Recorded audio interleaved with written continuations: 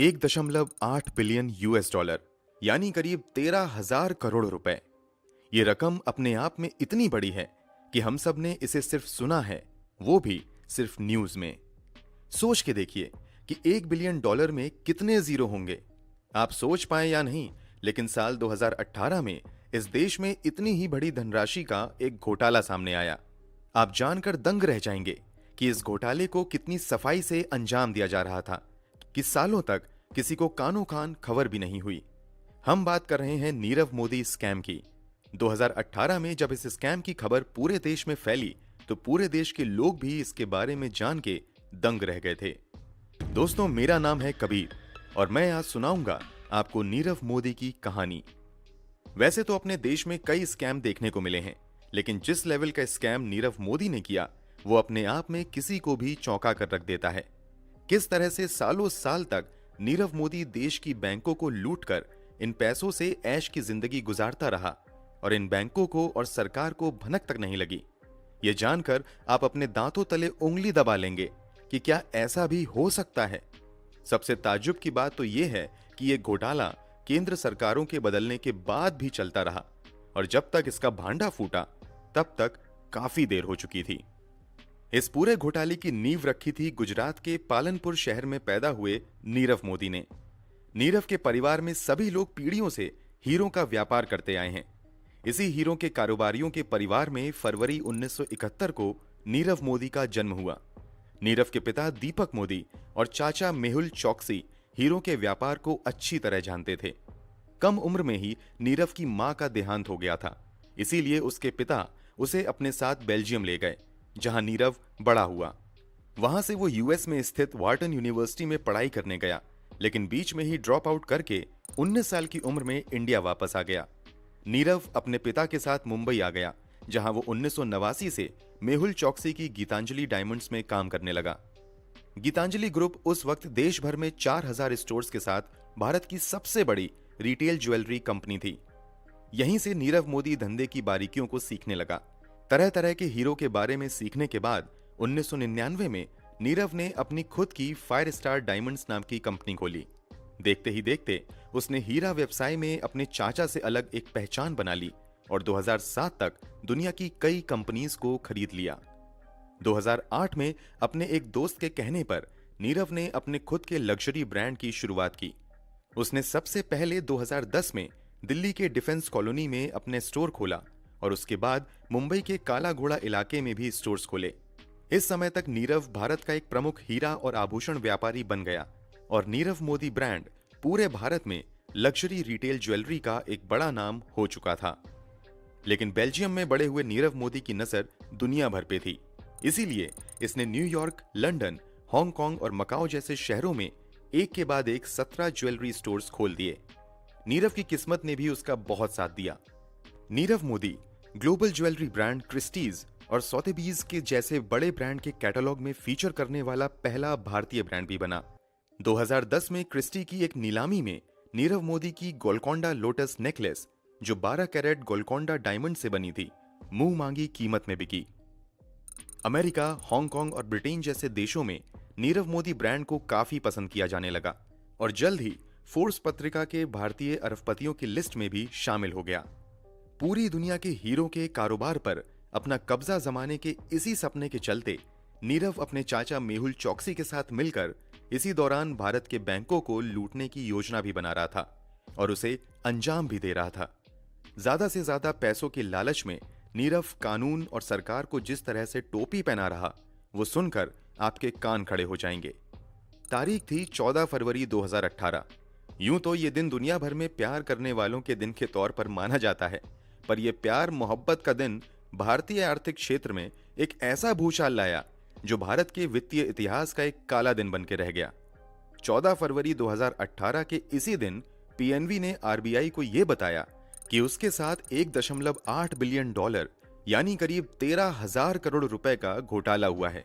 ऐसा नहीं था कि इस घोटाले की जानकारी पीएनबी को पहले नहीं थी, लेकिन 14 फरवरी को पहली बार इस घोटाले में नीरव मोदी का नाम जुड़ा। बात सीबीआई तक भी पहुंची। पुलिस ने नीरव मोदी के घर और ऑफिस पर छापे भी मारे, लेकिन आप जानकर हैरान हो जाएंगे कि नीरव मोदी जनवरी के पहले हफ्ते में ही अपने पूरे परिवार के साथ देश छोड़कर भाग चुका था। तब तक धीरे धीरे इस घोटाले की सारी तरकीब बाहर आने लगी। इसे जानकर आप भी आश्चर्यचकित रह जाएंगे। घोटाले के पूरे प्लॉट की बात की जाए तो ये काफी पेचीदा और जटिल दिखाई देगा। इसमें काफी सारे लोगों का नाम शामिल है, पर प्रमुख रूप से जो दो नाम इस घोटाले में मौजूद हैं वो है नीरव मोदी और उसके चाचा मेहुल चौकसी। ये माना जा रहा है कि ये दोनों पीएनबी के छोटे बड़े अधिकारियों के साथ मिलकर सालों से इस घोटाले को अंजाम दे रहे थे। पर सवाल उठता है, आखिर कैसे? इस घोटाले को समझने के लिए आपको सबसे पहले एक कॉन्सेप्ट को समझना होगा, जिसका नाम है एलओयू, यानी लेटर ऑफ अंडरस्टैंडिंग। एलओयू एक ऐसा दस्तावेज है जो लोन लेने के काम आता है। जिसके पास ये बैंक के जारी किए गए एलओयू होते हैं, वो इसे दिखाकर विदेश में स्थित भारतीय बैंकों की ब्रांचेस से पैसा निकाल सकता है।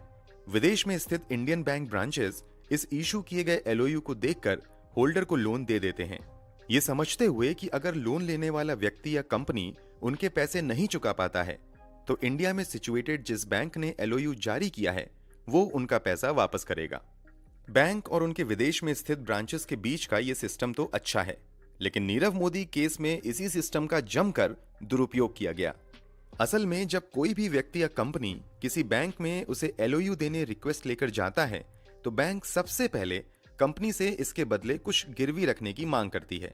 यानी किसी भी व्यक्ति को अपनी कोई चीज या अपनी कंपनी की कोई संपत्ति इस एलओयू के लिए गिरवी रखनी पड़ती है, या तो कुछ फिक्स डिपॉजिट या कोई और संपत्ति। इसके अलावा बैंक अपने स्तर पे लोन मांगने वाले की जांच पड़ताल करती है। इसके बाद ही किसी भी व्यक्ति या कंपनी को एलओयू जारी किया जाता है। बैंक लोन लेने वाली कंपनी को एक क्रेडिट लिमिट भी देती है।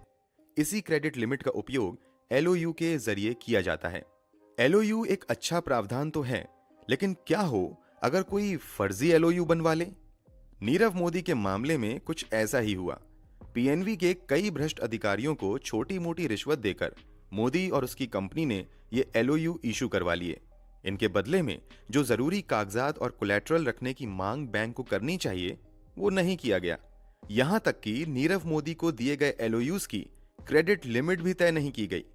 और तो और इन सबके लेन देन के रिकॉर्ड को पीएनबी के कोर बैंकिंग सिस्टम यानी सीबीएस सिस्टम में भी दर्ज नहीं किया गया। अगर किसी लेन देन को दर्ज किया भी गया तो जितने राशि की एलओयू इशू की जा रही है उसके मुकाबले काफी कम राशि दर्ज की गई। ये सारा खेल बैंक में कुछ भ्रष्ट अधिकारियों जैसे गोकुलनाथ शेट्टी, जो उस पंजाब नेशनल बैंक ब्रांच के डेप्यूटी मैनेजर थे, और मनोज खरत, जो बैंक के स्विफ्ट मैसेजिंग सिस्टम के उस वक्त के इंचार्ज थे, के माध्यम से हो रहा था। इनको कुछ तोहफे या कैश देकर नीरव मोदी सालों तक अपना काम निकालता रहा। आमतौर पे इन सब ट्रांजैक्शन को डिफॉल्ट रूप से स्विफ्ट नाम के सिस्टम में भी अलग से दर्ज किया जाना चाहिए, जो एक ऐसा मैसेजिंग सिस्टम है जिसे दुनिया भर के बैंक आपस में जानकारी शेयर करने के लिए इस्तेमाल करते हैं। बैंक के अधिकारियों ने रिश्वत के लालच में स्विफ्ट सिस्टम में भी ये जानकारी दर्ज नहीं की। कुल मिलाकर नीरव मोदी और उनकी कंपनियों के नाम पे बिना गारंटी के बड़े बड़े अमाउंट के एलओयू सालों साल जारी होते रहे, और सबसे बड़ी बात ये कि वो कहीं पे भी दर्ज नहीं हुए। एक बार ये इलीगल एलओयूज मिलने के बाद नीरव मोदी ने इसका पूरा इस्तेमाल किया। नीरव मोदी के दिखाए हुए एलओयूज पे भरोसा करके Allahabad bank, union bank of India, SBI और कई अन्य बैंकों की बहरेन, फ्रैंकफर्ट और हांगकांग में स्थित शाखाओं ने नीरव मोदी की कंपनीज को साल 2011 से 2017 के बीच करीब 11,000 करोड़ रुपए का लोन दिया, जिसे कभी भी चुकाने की कोई कोशिश नहीं की गई। पर नीरव मोदी ने इतने पैसे का किया क्या? 11,000 करोड़ आखिर कोई छोटा अमाउंट तो है नहीं। ये तो बाद में पता लगा कि इंडियन बैंक्स को लूट के नीरव मोदी अपने विदेश के फाइनेंसर्स को पैसा दे रहा था। यानी कि देश का पैसा लगातार विदेश जाता रहा और भारतीय सरकारों को पता भी नहीं चला। सालों साल यही सिलसिला चलता रहा। नीरव रिश्वत देके बैंक अधिकारियों से इलीगल एलओयूज बनवाता रहा और बैंक से लोन उठाता रहा। फिर एक दिन कुछ ऐसा हुआ जिससे सारे षड्यंत्र का पर्दाफाश हो गया। मुंबई स्थित पीएनबी के ब्रैडी हाउस ब्रांच के जिन भ्रष्ट अधिकारियों के साथ मिलकर नीरव मोदी इस घोटाले को अंजाम दे रहे थे, वो अक्टूबर 2017 तक रिटायर हो गए और उनकी जगह नए अधिकारियों ने ले ली। लेकिन नीरव के वही कारनामे अभी भी जारी थे। आदत से मजबूर नीरव मोदी ने जनवरी 2018 में एक बार फिर अपने एक एम्प्लॉय को पीएनबी से एक नए एलओयू इशू करवाने के लिए भेजा। उसे लगा पुराने अधिकारियों की तरह इन्हें भी खरीद कर मोदी के काले धंधे ठीक वैसे ही चल सकते हैं।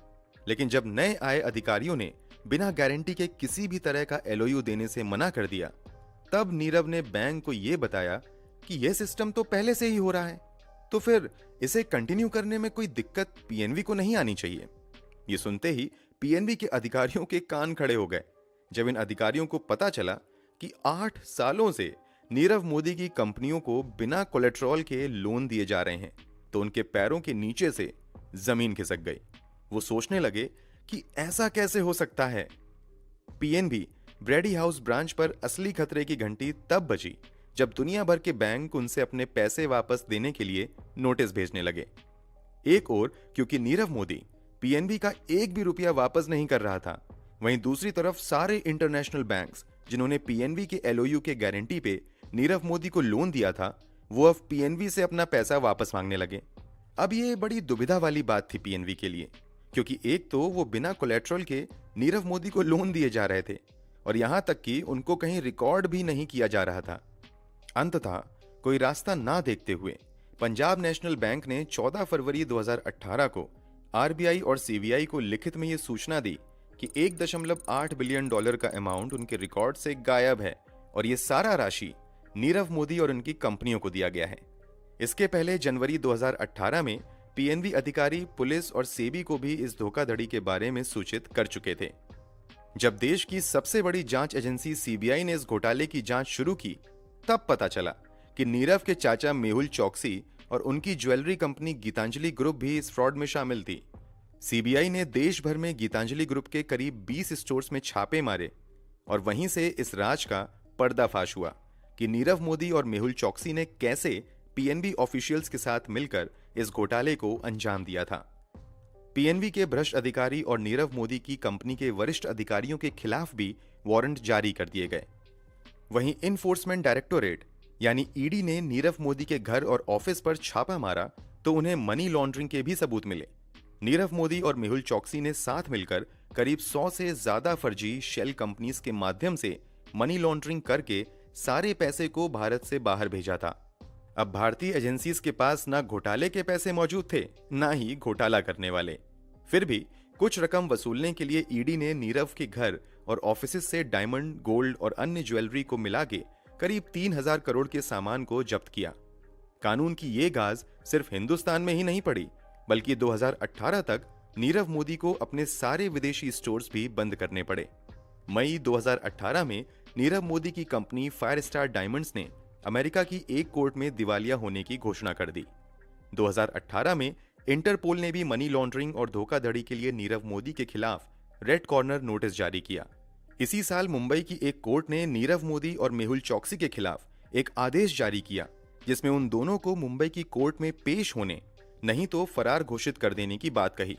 पर नीरव मोदी तो पहले से ही लंदन में जाके सेटल हो गया था और उसका चाचा मेहुल चौकसी भी कैरिबियन देश एंटीगुआ और बारबुडा में शरण ले चुका था।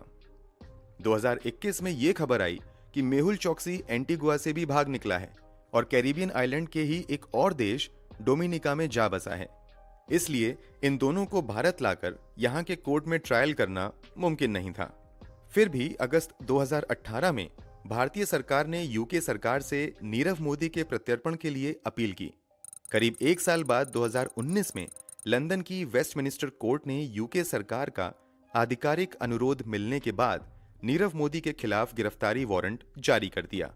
नीरव मोदी, जो अभी तक भारत से भागकर आराम से लंदन में अपना जीवन व्यतीत कर रहा था, वो 2 दिन बाद लंदन से गिरफ्तार हो गया। उस समय से अभी तक नीरव को दक्षिण पश्चिम लंदन स्थित वेंट्सवर्थ जेल में रखा गया है। इसके साथ ही उसे भारत वापस लाने की कोशिश भी की जा रही है। भारत सरकार के रिक्वेस्ट के बाद फरवरी 2021 में वेस्टमिनिस्टर मजिस्ट्रेट की अदालत के जिला न्यायाधीश सैम गूजे ने धोखाधड़ी और मनी लॉन्ड्रिंग के आरोप के कारण नीरव मोदी को भारत को सौंपने की अनुमति दे भी दी, लेकिन फिर भी इंडिया लाने की उम्मीद ज्यादा नहीं दिखती। इसका कारण है भारत और ब्रिटेन की सरकारों के बीच की संधि। यूके सरकार के साथ इंडिया की प्रत्यर्पण संधि तो है, लेकिन उसे अमल में लाना इतना आसान नहीं है। एक बेहद जटिल कानूनी प्रक्रिया के बाद ही किसी भी भगोड़े को भारत को सौंपने के लिए यूके सरकार तय होती है। इसी कानूनी लड़ाई का फायदा पिछले 3 साल से नीरव मोदी और उसके वकील उठा रहे हैं। नीरव मोदी के वकीलों की यह दलील है कि भारतीय जेलें रहने के लायक नहीं हैं और यहां पर उनके क्लाइंट को फेयर ट्रायल मिलने की भी चांस नहीं है। नीरव मोदी को 2020 से चली आ रही कोरोना महामारी से भी काफी फायदा मिला। उसके वकील कोर्ट में ये कहते रहे कि कोरोना महामारी से भारत देश की हालत बहुत खराब है, इसीलिए यहाँ के जेल में नीरव मोदी की सेहत को काफी खतरा है। नीरव मोदी इस वक्त भारत में आईपीसी की कई धाराओं में अभियुक्त हैं। इनमें आईपीसी की धारा 120 बी यानी आपराधिक साजिश के अलावा धारा 409 यानी आपराधिक विश्वासघात, धारा 420 यानी धोखाधड़ी और मनी लॉन्ड्रिंग जैसी गंभीर धाराएं शामिल हैं। तो क्या नीरव मोदी को कभी भारत वापस नहीं लाया जा सकता है? ऐसा मुमकिन तो है, लेकिन इसके लिए काफी लंबी कानूनी लड़ाई लड़नी पड़ सकती है। वेस्टमिनिस्टर मजिस्ट्रेट कोर्ट ने तो 2021 में नीरव मोदी को भारत को सौंपने का फैसला दे दिया था, लेकिन इसके बाद मोदी के वकीलों ने उच्च अदालत में अर्जी दी है। इसका फैसला अभी आया नहीं है, लेकिन जल्द ही आने की उम्मीद है। एक उम्मीद तब भी जगी जब अप्रैल 2022 में भारत दौरे पर आए ब्रिटेन के प्रधानमंत्री बोरिस जॉनसन ने भी नीरव मोदी को भारत को वापस लौटने की बात पर जोर देकर कहा था कि नीरव जैसे लोगों को ब्रिटिश सरकार कभी भी अपने यहां नहीं रखना चाहती है। इससे काफी उम्मीद तो जगती है, पर अभी काफी कानूनी लड़ाई बाकी है, जिसको भारत सरकार के वकील ब्रिटेन की कोर्ट में लड़ रहे हैं। नीरव के वकील अब तरह तरह के हथकंडों का इस्तेमाल करके उसे भारत आने से बचाने का जुगाड़ कर रहे हैं। वे नीरव की मानसिक स्थिति का हवाला देकर उसकी प्रत्यर्पण को रोकने की कोशिश कर रहे हैं। उनका कहना है कि भारत आने से नीरव मोदी पर आत्महत्या करने का बड़ा जोखिम है, क्योंकि उसके मानसिक स्वास्थ्य पर इसका काफी असर हो सकता है। हालांकि भारतीय वकीलों ने अदालतों को यह आश्वासन दिया है कि मोदी की शारीरिक और मानसिक स्वास्थ्य का भारत में पूरा ख्याल रखा जाएगा। इसके बाद भी अगर उच्च अदालत से नीरव मोदी को भारत वापस भेजने का फैसला लिया भी जाता है, तो भी मामला ब्रिटेन की सुप्रीम कोर्ट में अटक सकता है। अब इस मामले में कोर्ट का आखिरी फैसला क्या आता है, ये तो समय ही बताएगा। नीरव मोदी के अलावा उसके परिवार के बाकी लोगों, जैसे उसकी पत्नी अमी मोदी, बहन पूर्वी मोदी, भाई निशाल और नेहल मोदी को भी भारतीय अधिकारियों द्वारा पीएनबी घोटाले से जुड़े होने और मनी लॉन्ड्रिंग को अंजाम देने के लिए ढूंढा जा रहा है। इंटरपोल ने भी मोदी के खिलाफ रेड नोटिस जारी किया हुआ है, जिसके चलते वो किसी भी देश में आसानी से आ जा नहीं सकता है। इस बात की काफी गुंजाइश है कि मोदी के परिवार वालों ने इस घोटाले में उसकी काफी मदद की है। पीएनबी के साथ इतनी बड़ी धोखाधड़ी न सिर्फ अपने आप में चौंकाने वाली है, बल्कि इससे देश की सरकारों और संस्थानों पर भी बड़ा सवाल उठाती है। जब इतने बड़े पैमाने का घोटाला सामने आया, तब निवेशकों का वित्तीय क्षेत्र से विश्वास उठ गया। नीरव मोदी घोटाले के बाद निफ्टी और सेंसेक्स को भारी झटका लगा। शेयर बाजार पर इस घोटाले का गहरा असर हुआ। किसी भी देश के बैंक स्टॉक शेयर बाजार में एक प्रमुख भूमिका निभाते हैं और भारत में 34 राष्ट्रीयकृत बैंक हैं। फरवरी 2018 के महीने में जब नीरव मोदी घोटाला सार्वजनिक हुआ, बैंकिंग शेयरों में भारी गिरावट आई और इन 34 बैंकों के मार्केट कैप में 36,000 करोड़ रुपए से अधिक की कमी आई। अकेले पीएनबी शेयरों ने निवेशकों की 8,000 करोड़ रुपए की संपत्ति खो दी। ये कहा जा सकता है कि UCO bank, Allahabad bank, axis bank, union bank of India और एसबीआई यानी फर्जी एलओयू के आधार पर ऋण देने वाले बैंकों को इसका सबसे अधिक खामियाजा भुगतना पड़ा। इतने बड़े नुकसान को नुकसान की सुनामी भी कह सकते हैं। नीरव मोदी घोटाले का ज्वेलरी स्टॉक पर भी काफी असर हुआ।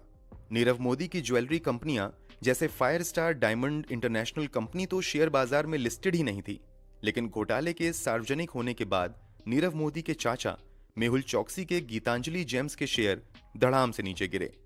नीरव मोदी और मेहुल चौकसी ने भारत में आभूषण क्षेत्र के एक बड़े हिस्से को नियंत्रित किया था। इसके कारण कोई भी बैंक अन्य आभूषण कंपनियों को क्रेडिट देने के बारे में बेहद चौकन्नी हो गई। इससे बाकी आभूषण कारोबारियों को काफी नुकसान उठाना पड़ा और निवेशकों को काफी नुकसान हुआ। वैसे तो घोटाले को इंसानी नाम कम ही दिए जाते हैं, पर इस घोटाले का स्तर इतना बड़ा है जिससे इसे नीरव मोदी स्कैम ही कहा जाता है। यह घोटाला भारत के वित्तीय इतिहास में सबसे बड़े घोटाले में एक रहा है और इससे सबसे ज्यादा प्रभावित हुई पंजाब नेशनल बैंक, जो भारत की पब्लिक सेक्टर की दूसरी सबसे बड़ी बैंक है। इस घोटाले ने एक नए सिरे से भारतीय अर्थव्यवस्था को झकझोर के रख दिया। इसीलिए इसके बारे में जानना एक तरह से भारत के बैंकिंग सिस्टम और सरकारी विभागों की कमियों के बारे में जानने जैसा है। यह एक ऐसे सिस्टम की पोल खोलता है जहां अमीरों को तो 7 खून भी माफ हैं, पर गरीब को शायद एक भी नहीं।